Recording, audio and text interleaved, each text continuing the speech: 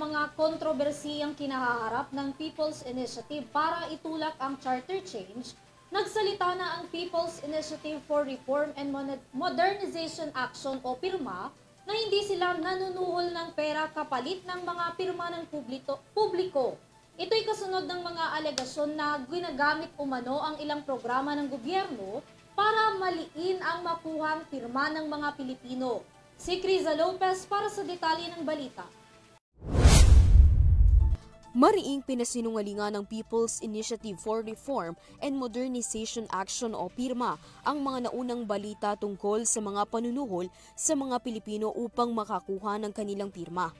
Ayon kay Noel Oñate, lead convener ng PIRMA, wala raw katotohanan ang mga nangyayaring bigayan o panunuhol ng pera. Malinis daw nilang itinataguyod ang People's Initiative para sa sambayan ng Pilipino. At yung pong mga kuro-kuro na nagkakaroon ng mga payola sa mga signatures, hindi po totoo yun. In fact, natatawa lang po ako, nakakatawa naman na meron daw, bibigay daw ng 100, may down payment na 50 pesos, tapos yung balanse na 50 pesos pagkatapos pumirma. Hindi ba nakakatawa naman yun? Kaya hindi po totoo yun. Wala hong ganun.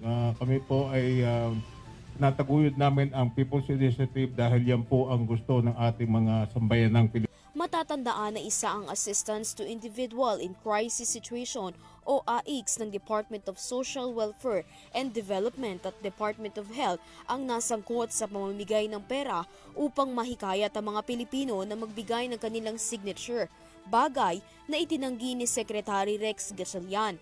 Nilinaw rin ni Oñate na nakipag-ugnayan sila sa mga kongresista hindi raw upang humingi ng suporta mula sa pangangalap ng pirma kundi upang iwasan ang bypass at alamin ang lugar na kinasasakupan ng mga ito. Nang tanungin si Oñate kung sinong mga nasa pribadong sektor at individual ang tumulong upang maisakatuparan ang pangongolekta ng pirma, tumanggi ito na ilabas sa mga pangalan. Ang tiyak lamang daw ay mula ito sa sektor ng mga magsasaka, mangingisda at mga negosyante at iba pa. Sa ngayon po ay confidential po yung aming mga contributors, volunteers, pero mga pribadong tao po lahat ito.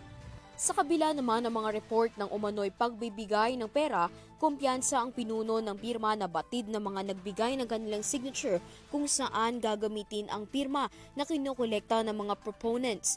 Base raw sa kanilang karanasan, bukas ng ibang Pilipino sa pagbabago, kaya't bukas ito na magbigay ng kanilang mga signature.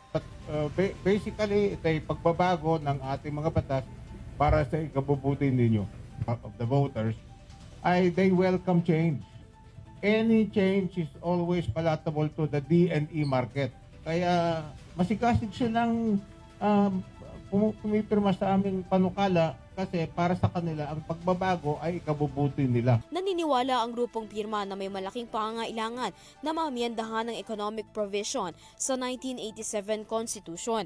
Git ni Attorney Avisado Gana, makatutulong daw ito upang makasabay ang Pilipinas sa modernisasyon, lalo na sa alitan sa teritoryo, partikular sa West Philippine Sea. Maituturing daw kasi na tulog ang saligang batas ng Pilipinas. Para sa UrTV News, Criza Lopez, sumasaludo sa bawat Pilipino.